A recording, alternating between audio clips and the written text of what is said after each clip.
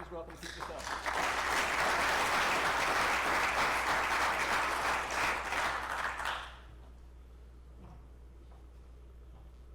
Thank you, Brian, and thank you for showing up, and hope I can keep you awake for the next hour or so. 50 minutes, I'm told. The reason I've never been here before is because my application for graduate school was rejected. And the reason that I'm giving this talk is because I was lucky enough that Brian Horton accepted me as his graduate advisor back in about 1998 or something like that. And dragged me to the Andes at some point and forced me to learn something about something besides North America and the Himalaya. So in all seriousness, actually, the thinking that goes into this talk, which is a very simple-minded talk, it's not going to be complicated at all. Hopefully, you'll at the end of it, you'll say, yeah, no kidding. Hasn't somebody already said this a few times? I don't think I had the same question. So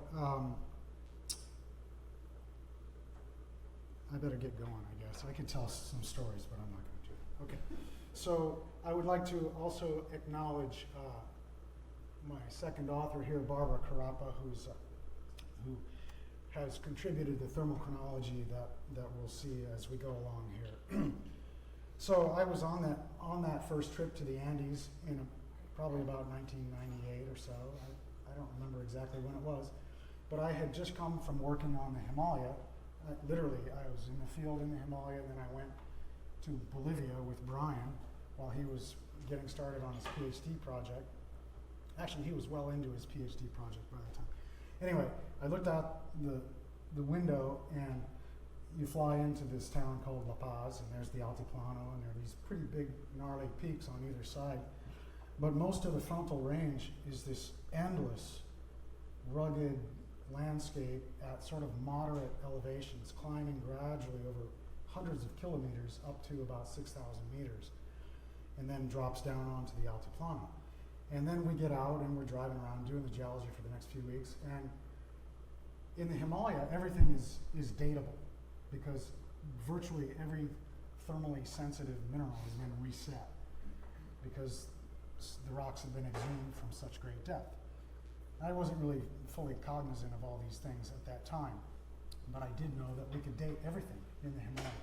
Whereas in the Andes, the first thing I learned is that nope, not going to get anything out of that because it's all slate and phyllite and quartzite, and there are very few apatites in them, and it's just hard to find anything that we could date. And in any case, almost none of it has been reset. So it was a really different kind of situation. That was sort of the beginning of what I'm going to talk about in this talk. Okay, so ultimately, what I'm addressing is this problem that a lot of us in this room are concerned with is what controls mountain belts, especially their sizes, their lengths, and so on, their orientations. We have two big mountain belts on Earth. They're all composed of thrust belts, so they're fundamentally related to crustal shortening, and they develop in two major tectonic settings, what we call Cordilleran systems, exemplified by the Americas, and collisional systems, which are exemplified by everything in this broad, complicated array from New Guinea to Gibraltar. The western half of that is dominated by systems that are in some phase of rollback of the subducting plate, so they tend to have extensional upper plates, relatively low elevations. That's why there's so much water in here, right up tucked in among the mountains. Okay, and the other major type is what I would call the hard collisional ones, which are exemplified by everything from Turkey to Myanmar. These are the big, the Indo-Asia collision, the Zagros especially. Okay.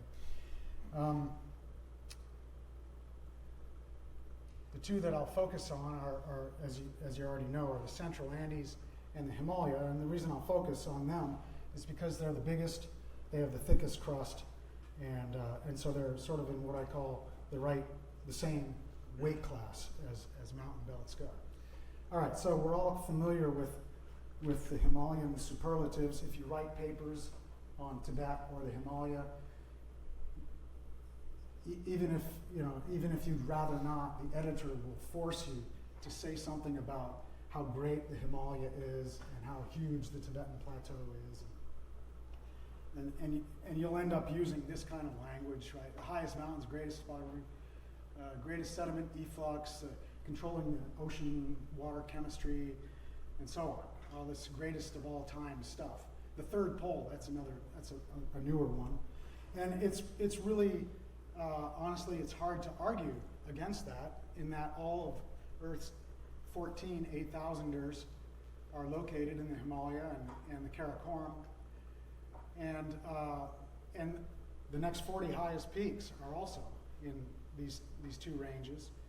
150, you can go to the highest peak outside of this place, and you have to get to 154 before you get to Aconcagua, which is the highest peak in the Americas. Okay, so it is truly amazing in terms of its topography. This view right here is from just above Everest Base Camp on the Nepalese side, and this is Nuptse, which is 1,000 meters shorter than Mount Everest, and it's actually hard to get a view that gives you the true size of these things. They're just so enormous. Okay, so this is quite different from what you see in the high Andes. You know, the scale of things is different. Where this all started for me was looking at these kind of plots, which I'm sure we've all seen in introductory textbooks of topography across the world's famous mountain ranges. So you have things like the Alps, Papua New Guinea, and the Pyrenees up here. I call these the lightweights. Okay, I was a boxer, so I see the world in terms of weight classes. You know, whenever I walk into a crowded room. Then there are the middle weights down here, which include things like the Zagros, Yukon, the North American Cordillera, basically. And then you see the heavyweights, which are basically these two big guys right here. And even in that sort of exclusive league of their own, Himalaya Tibet seems pretty off scale. And it seems logical that it should be that way, as collisional orogenic systems involving large continents have lots of mass in them, and when that lots of mass comes together, you get double the mass, more or less. So it makes sense that the Himalaya might be the orogenic greatest of all time.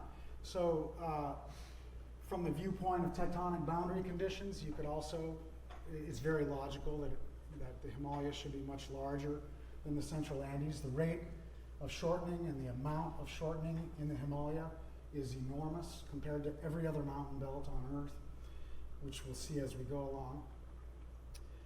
So it all sort of stands up to superficial scrutiny, at least. But the key thing is that actually the Himalaya and Tibet are completely different from each other. They are not the same in terms of their origins. They developed over mutually exclusive time frames, and they have practically nothing to do with each other. Okay, it's kind of analogous to taking North America back across and hitting North Africa again, and then going in and looking at the mountain belt and mixing up the Appalachians with what you just produced. The Appalachians have nothing to do with this quaternary event or Holocene event that you've just created. You wouldn't want to, as a geodynamic modeler, for example, you wouldn't want to try to produce that whole thing starting last week, right? You'd want to understand that actually a major piece of this pie was formed during the Paleozoic, and it took 3 times to build that. Okay, that was non-trivial in itself. Okay, so it's a composite orogenic system. That's the point. Tibet is a composite orogenic system, and when we compare orogenic wedges as masses that are growing, what we should compare is the orogenic wedges, not the backstop, which is Tibet. Okay. Well, when we do that, as I'll show you here, we find that the Central Andes are actually a lot larger the Himalaya in terms of their volume, okay, or mass. And it's not about tectonics as much as it is about preservation and erosion.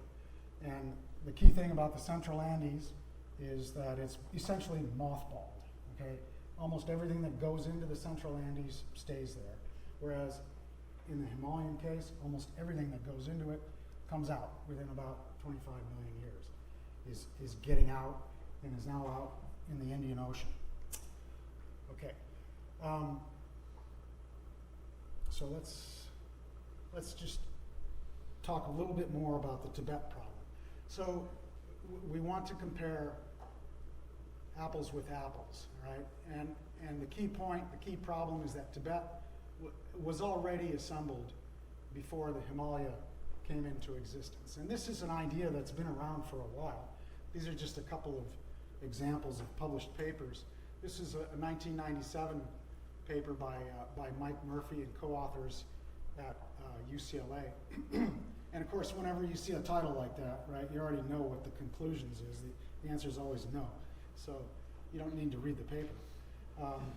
There's another paper here by my colleague Paul Kapp, who was the lead on this thing, and he was talking about, this is a cross-section in southern Tibet at a time, let's say latest Cretaceous time, before, notice that India is nowhere in sight here. India would be off to the left somewhere. And there's already a thick crust, there's a big thrust belt, in this case, a retroarc thrust belt. There's a huge magmatic arc called the Gandhisi Arc here. And this thing looks a lot like the Andes do today, okay, at that time. And then India comes in and hits that, all right? So that's one of the reasons that we want to sort of ignore everything north of the suture zone that's going to be formed when India finally does arrive. Here's probably the most famous outcrop in Tibet. You've probably all seen pictures of this thing if you've looked at Tibetan literature. These are Fornum Basin deposits here of Middle Cretaceous age that have been deformed and shortened and thrusted in this thing that we call the Gandhisi retroarc thrust belt. That's long before India got anywhere near this place. And then that's over, there's a big angular unconformity here, and it's overlain by undeformed volcanic rocks that range between 69 and 48 MA. So the collision actually took place, as best we can tell, at about 58 to 60, okay? So nothing is happening in this is southern Tibet. This is just outside of Lhasa, 40 kilometers west of Lhasa. So not much happening even that close to the suture zone in Tibet. Here's a complicated series of diagrams that I don't want to go through in any detail. I just want to say that, you know, we're here in the Triassic, and we're going to end up here just before the collision. So again, India, continental India, is still out of view here. But this is southern Tibet, okay? Tibet consists of three major terrains that came in sequence and built the Tibetan plateau long before India got there. India is just the latest arrival at the Tibetan doorstep. Okay, so let's make sure we're comparing the orogenic wedges. That means that really all what we need to worry about is everything to the south, this orange line, that's the Himalaya, and everything to the east for the blue line, that's the Central Andes. And you can see where this is going, of course. It's already kind of obvious which one's bigger. So a few definitions. When I say orogenic wedge, what I essentially mean is the fold thrust belt, okay? If you stand back far enough and look at a cross-section in the shortening direction, far enough away from that cross-section, it looks like a doorstop wedge, okay? That's what we call the orogenic wedge, and that's what fold thrust belts look like in cross-section to a first order. So that's what the gray areas represent. This is representing the Andean, and this is the Himalayan orogenic wedge. One of them is forming in a cordillera situation where you have oceanic lithosphere subducting under continental lithosphere, okay? The other one is continental lithosphere coming in and subducting under Tibetan lithosphere, which is this amalgam of of neocontinent that is southern Asia. The foreland is the region out in front of the orogenic wedge or the full thrust belt. It's generally undeformed, okay? There are exceptions to that, of course. The wedge is fed from the foreland side. That's how it grows, and that's what this arrow labeled A is, okay? That's where it gets its mass. It doesn't get its mass, almost nothing on the Nazca plate adds to the Andes, okay?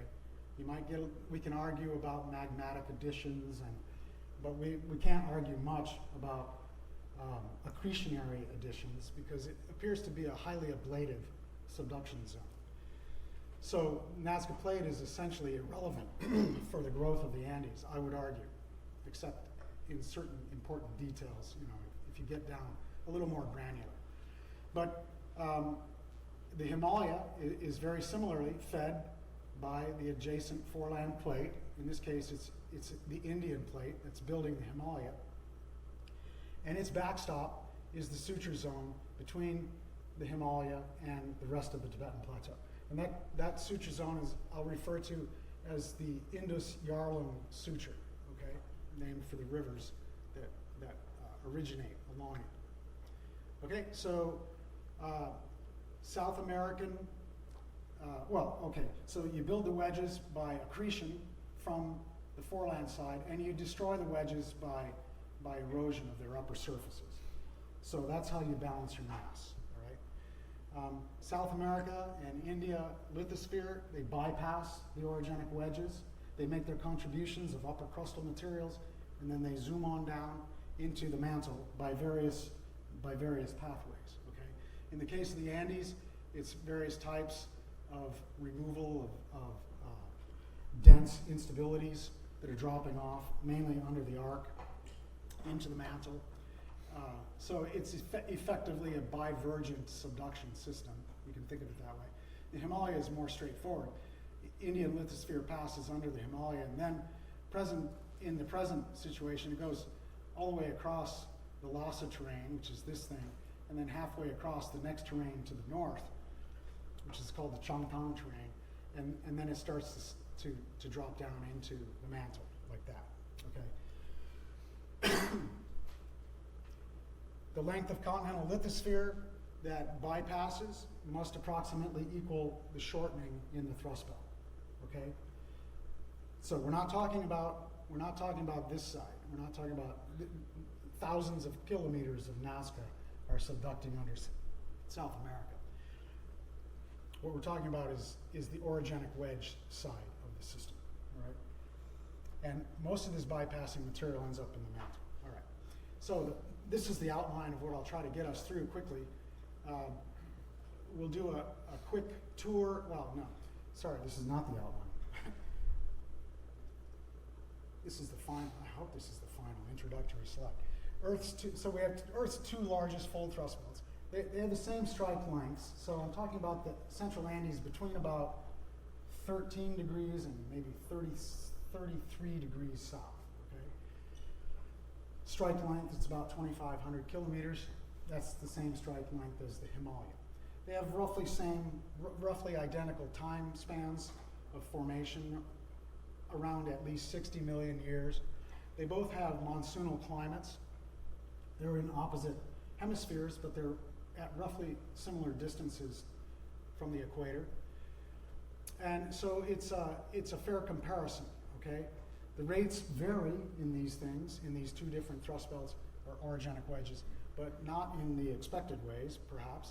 And they both have terrestrial and submarine sediment archives. So we can try to get a grip on the total mass associated with these orogenic wedges. And that's the outline.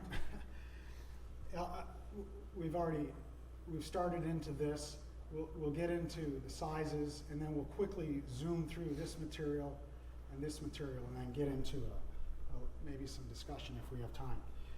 So here, I'll start with India. We'll do a quick tectonic geo tour through the Himalayan orogenic wedge. What I'm talking about is outlined in white here. You can see that it's a very continuously, roughly 250 to 300 kilometer wide belt of mountains that forms along the southern edge of the Tibetan Plateau. The suture zone is in there, just on the north edge of it.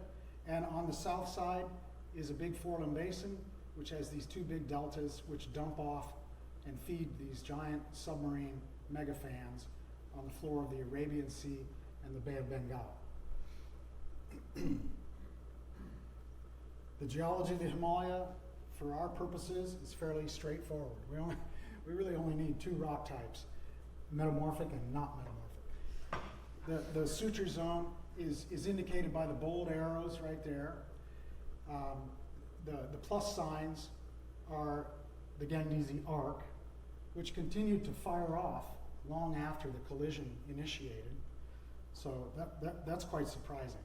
But it certainly existed as an Andean type arc for much of its lifetime. The rocks in the Himalaya are generally broken into four packages. On the south side, the yellow stuff is Miocene through Pleistocene foreland basin deposits. They sit above the frontal thrust fault in the range, called the main frontal thrust. And then the backside of the Sewalik belt is marked by another thrust fault called the main boundary thrust. All the faults are called main something or other. This main boundary thrust carries the green rocks, and the green rocks are these so-called lesser Himalayan sequence rocks. They're very old, Paleoproterozoic to Mesoproterozoic in age, and they were depositional on Cretonic Archean India. Okay? Sitting on top of those in structural juxtaposition by the main central thrust, which is this thing right here, and there are erosional clipping of the main central thrust in various places along here. And these rocks are called the Greater Himalayan sequence. They're sort of pink-colored rocks in here. So that's these guys right there, okay? And then above them, again, in fault contact, but this fault is, at least most recently, a normal fault. It's a big detachment fault called the South Tibetan Detachment. And it takes unmetamorphosed blue rocks of the so-called Tibetan or Tethyan Himalayan sequence and drops them down against these high-grade metamorphic rocks, the high-grade Greater Himalayan sequence rocks. The red stuff is leucogranite, which we'll talk a little bit about as we go along. These are leucogranites that formed during early Miocene time. Okay. So you can see that all of that geology, if you get to a few of the right places in Nepal, for example, here, where in the foreground are the lesser Himalayan metasedimentary rocks. They're low-grade, green schist facies rocks. Those are in thrust contact beneath the Greater Himalayan sequence, which are amphibolite facies, metamorphosed during Eocene and Oligocene time. And then the highest summits of these peaks in the Annapurna range are capped by the Tethyan or the Tibetan Himalayan sequence and the South Tibetan Detachment, just next to the crests of the peaks. But as you go over that ridge onto the backside, the north side, you see that all of the landscape to the suture zone. The northern half of the thrust belt is composed of those unmetamorphosed sedimentary rocks of Paleozoic through Mesozoic age. So these are the lesser Himalayan sequence rocks. They're dominated by these low-grade phyllites and quartzites. They are of lower green schist grade in general, but as you get closer and closer to the main central thrust, they get up into amphibolite facies. They are greater than, they are as old as about 1.9 GA. They're cut by granites that are about 1.8, and some of the upper part of the sequence gets as young as about 1.6 GA. Okay, so they're very old. They're up to about, this particular formation is 2 to 5 kilometers thick. The whole pile is upwards of 10 kilometers thick. Monozoic petrochronology provides middle to late Miocene prograde metamorphic ages. Okay, that's most likely due to emplacement the main central thrust sheet. The greater Himalayan sequence is divided into two major chunks of rocks. The lower part's dominated by metapelites, and so paranices that are kyanite bearing. They're pelitic and metasamites. They're laced with migmatites. They have leucogranites, like what you see right here, at all scales, from this scale up to mountainside scale. Their ages are bracketed. Their sedimentary protolith ages are bracketed between maximum depositional zircon ages of about 750 MA and cross-cutting 500 MA plutons. So they're late Neoproterozoic to Cambrian in age. The petrochronology indicates Eocene through Oligocene prograde metamorphism and early Miocene retrograde metamorphism plus anatexis, during which these leucogranites formed by decompression. The upper part of the greater Himalayan sequence is rich in carbonates, and these are marbles, which are the whiter facies here, and calcsilicates, which are these things here. Pyroxene-bearing marbles, basically. There's a lot of these rocks in the upper part of the greater Himalayan sequence. We don't have as good an age control on that, but they also appear to be predominantly Neoproterozoic to Cambrian in age, possibly early Cambrian. And these are some of those 500 MA plutons. These are S-type granites, 470 to 510 MA age range in general, generally getting younger southward. They've been myelinatized during the Cenozoic orogeny, but they were part of a Paleozoic orogenic event, which affected the greater Himalayan sequence. Okay. Here is a photograph for the leucogranites. You see here this peak called Lingtreng, which is just west of Mount Everest. You can see the white rocks here. All of this stuff is leucogranite, and you can see the hundreds of little sills and dikes lacing the rocks in here. These are paranices laced with leucogranites. They're all early Miocene in age. So this is what they look like up close. They're garnet bearing, tourmaline bearing, 2 mica, very white granites. Okay, you climb across the South Tibetan detachment and you get into those Tibetan or Tethyan Himalayan sequence rocks, and they form the northern half of the Himalaya, and they hold up spectacular topography on the back sides of all the 8,000 meter peaks. This is just an example from the northern side of the Annapurna range. This peak, Gangapurna, is a whopper, and I was so impressed with this thing. And then I looked it up, and it turns out to be number 54 or something like that. Just way down the list, not even worth looking at. So here's Mount Everest. I'm going to show you both the high peaks and these two different orogenic wedges. Mount Everest has the whole ball of wax, actually. It's pretty neat. The cap is made up of unmetamorphosed Ordovician limestone. The South Tibetan detachment is right there. There's the Hillary Steppe. And it marks the top of the yellow band, which is the carbonate rocks in the upper part of the greater Himalayan sequence. And then you have this thing called the Everest series, which is essentially just the metapelites in the lower part of the greater Himalayan sequence. These rocks, have been exhumed over the last 20 to 25 million years from depths greater than 30 kilometers. Okay? and that's along the entire Himalayan orogenic belt. Okay? A huge tract of real estate that's occupied by these rocks. Here's a structural cross-section that's kind of representative of the many sections that are now available. From south to north, it's a composite section that combines some of Mike Murphy's work in the northern sector here with an old cross-section that I did down here, and some of Drew Laskowski's recent work right in the suture zone. First off, there's the width. That's very constant along strike, roughly somewhere between 250 and 300 kilometers.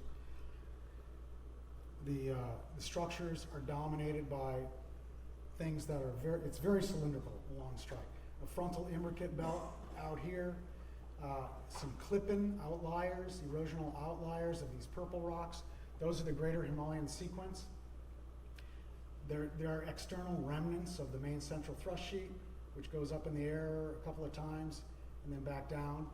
And then a big duplex right here that we call the Lesser Himalayan duplex, the growth of which produced this antiformal culmination and caused those structurally overlying greater Himalayan rocks to be eroded. And this thing that a lot of people think is probably a big duplex up here and refer to it as the North Himalayan duplex. These are also called the North Himalayan domes. And there's a fair amount of debate about what this actually is. And in fact, the structure here, I would say north of about the surface expression of the South Tibetan detachment is pretty dicey, okay? This is a little dodgy up in here at crustal levels especially. We don't have a good handle on it because it just hasn't been done much. The total shortening in here is somewhere between 800 and 1,000 kilometers. This is probably a minimum because it ignores any penetrative strain. The rocks are intensely deformed at all scales. It doesn't include any volume loss during metamorphism and things like that. So just keep 1,000 kilometers in your mind for Himalayan shortening. There's an erosional divide right at the high peaks, especially well expressed at Mount Everest or Sagarmatha. North of there, the topography is very high, generally hard to get below 5,000 meters. It's very dry and strongly glaciated. South of there, it drops all the way down to only about 100 meters above sea level, which means you're getting into jungle pretty quickly. It's exceedingly rugged, with local relief of more than 6,000 meters. We're going to need to know where the basal detachment is, and so in cross sections of the Himalaya, I'm fairly confident of where I put the basal detachment about halfway across the range. Once we get up here, we rely on mostly broadband seismology and the in-depth study, and we can be fairly confident of where the basal detachment is up here. In between, it's not that well understood, okay? And so you have to just sort of accept that with a grain of salt. But most likely they connect. I think we can be assured of that, okay? So let's go to the Andes. Here's the Central Andes. I'm just showing you the really obvious central part of the Andes that fits nicely at this scale. I'm not including all the way up to 13 and all the way down to 33 because we can see it all on this view. Well, so it's forming because the Nazca Plate is ramming into and subducting under South America at about 70 millimeters per year in that direction. It's about 800 kilometers wide here. So right off the bat, there's something that's kind of obvious, right? Remember, the Himalaya is about a third of that, right?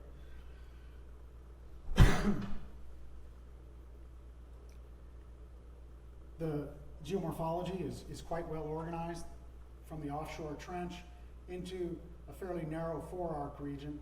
It seems to be a very ablative forearc, so there's not, a big forearc basin or anything like that.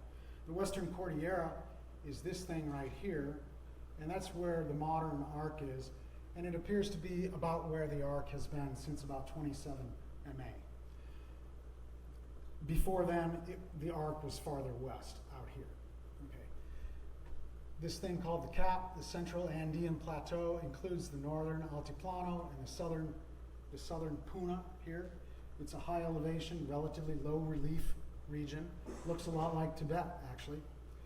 And then to the east of that is a high range called the Eastern Cordillera, and then that drops down through a zone called the Inter-Andean zone into the sub-Andean zone right here, which is kind of a valley and ridge looking thrust belt. Long sled runner thrusts with beautiful imbricate sequences coming off a main detachment.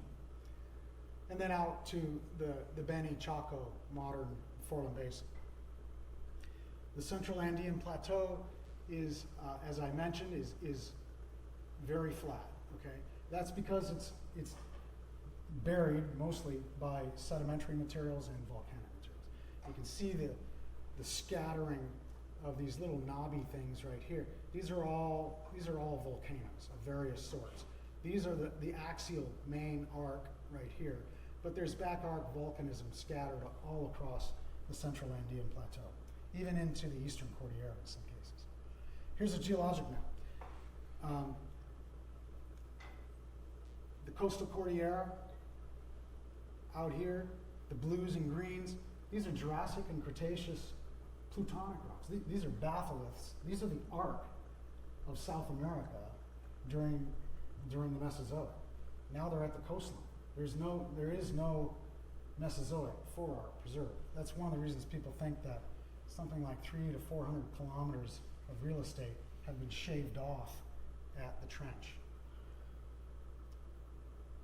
East of that lies the Western Cordillera. You notice the rocks take on a more linear pattern. There's a lot of stratigraphic complexity in here. This is a fold thrust belt. This is the earliest part preserved of the fold thrust belt. It was active during mid-Cretaceous through late Cretaceous and Paleocene time. The Altiplano Puna is this area here. All these kind of yellow materials and beige colored materials are sedimentary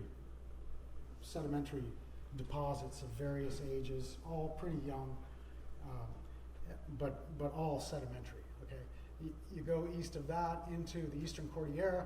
It's the green rocks and the red rocks. These are Ordovician, low-grade, slightly metamorphosed slates and phyllites, turbidites, basically a pile of turbidites.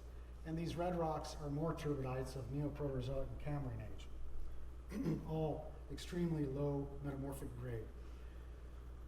Then you get into the Eastern Cordillera, or the Subandean zone, which is a very nice looking Paleozoic through Cenozoic bunch of rocks that are detached at Silurian levels. So, just a few field photographs. The Subandean zone is a horrible place. Sorry, Amanda, wherever you are. It's a hard place to work, is what I should say. So, kudos to Amanda for surviving. Valley and ridge topography, about a dozen major thrust faults detaching at Silurian level, about of Silurian on upward age, okay, up to as young as mid-Cenozoic age. Climb up out of the cloud forest into the Eastern Cordillera, and there are high peaks, again, though dominated by sedimentary rocks. Off in the distance, you can see the Altiplano back here. Here's a view of that peak that was in the foreground there, and also on the opening photo spread. This is called Illimani. It's a 6,000 meter peak, and it's made up entirely of Ordovician slate and phyllite with a little bit of younger plutonic rocks in the core of it.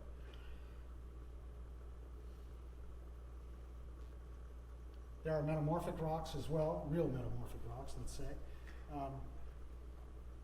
In the Eastern Cordillera, Ordovician leucogranites. I saw these and I started to get excited. I thought maybe this is more like the Himalaya than I thought. We might be able to date something here, but all the ages are Ordovician. It's all of this metamorphism, including these Cordillera-bearing schists in the Kachi range, are all the action was during the Paleozoic. So it doesn't happen during Cenozoic time like it is in the Himalaya. It's associated with a big Cambrian, and there was a second Ordovician orogenic event. The Ordovician one is called the Ecloic orogeny, and it affected a large district of western South America. If you look at the sedimentary rocks in the Eastern Cordillera, this is what they look like, just endless piles of boring quartzite and slate. Also abundant in the Eastern Cordillera are foreland basin deposits, which, remember, in the Himalayan case, we only see foreland basin deposits preserved along the very front of the range. Here, they're scattered all over the Eastern Cordillera, even up into the Altiplano in some cases. These are of Paleocene to Oligocene age, through Oligocene age, and they're, as you can see, spectacularly well exposed. You get up onto the plateau itself. This is up on the Altiplano. It's dominated by big salars and mudflat deposits. obviously very low relief. If we go down to Argentina, where it's referred to as the Puna, you see that there are some local basement outcrops like this high ridge of Ordovician, primarily granitic rocks. But the rest of the landscape is dominated by salars, by stratovolcanoes and ignimbrite platforms, little monogenetic basalt flows, Eocene, Miocene sedimentary rocks, and dirt everywhere, which is blowing around in the air in the afternoon. While you're walking back from measuring a section over here into the wind, it's just brutal. So everything is completely swamped with detritus. Even the highest peak in the Andes, Cerro Aconcagua, it's a composite stratovolcano. It's a Miocene volcano. Okay, so the place where you would maybe have some hope for finding some metamorphic rocks, even that turns out to be just superficial material. So here are a couple of cross sections. There are a lot of these available now. I don't want to bog down in them at all, but you can see that the erosion surface is at very shallow level, as I just tried to demonstrate. It's in sedimentary upper crustal materials. The depth of erosion is just very shallow everywhere in the Central Andes.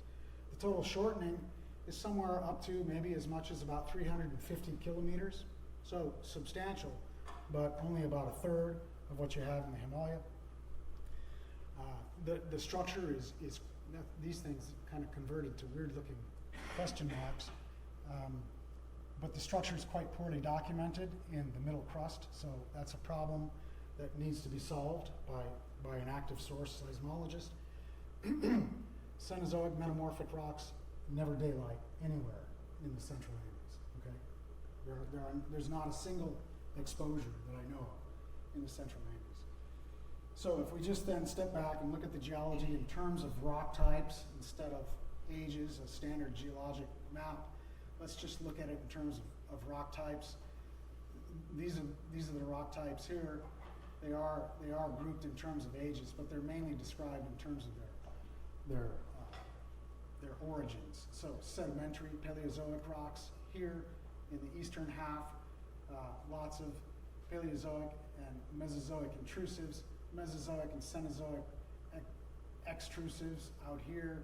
All the yellow stuff is sedimentary material, and no metamorphic rocks at all. I've turned the Himalaya on its end so that it's verging to the east now, but it's at the same scale. Okay, I'm showing them at the same scale. And you see that the geology of the Himalaya is quite simple. It's unmetamorphosed Tibetan Himalayan rocks in brown, and really metamorphosed everything else. Okay, roughly 50-50.